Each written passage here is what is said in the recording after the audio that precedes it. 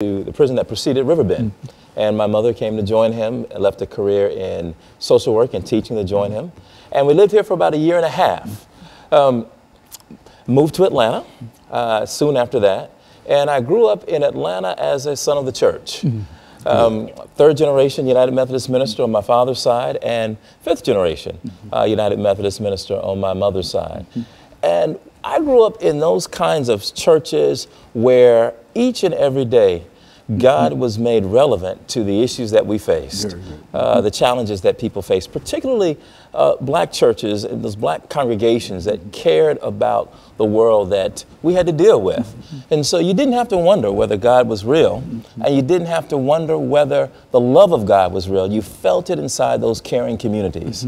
And so those are the kind of churches that shaped me. And in that regard, I became a son of the church, a deep love for the church, particularly the black church. I grew up in Atlanta, went on to go to Emory University, where I studied English literature and African American studies, double major.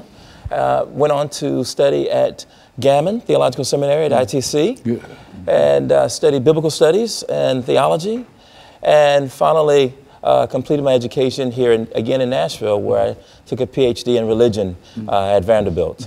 Along the way, I met some, and I was shaped by some significant faculty members, professors like Dr. Charles Cofer, who is considered the father of African American biblical studies, and Randall Bailey, who taught me, was my first Old Testament teacher at ITC.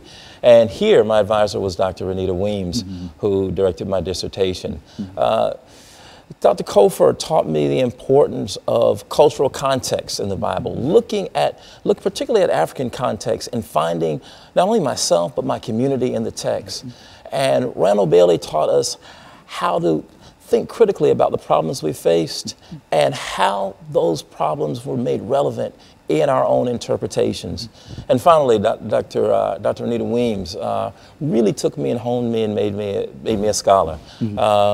Any faults I have are my own, but what I find that's good in my work has to do with the caliber of instruction I got from great professors. And so I'm grateful for my journey.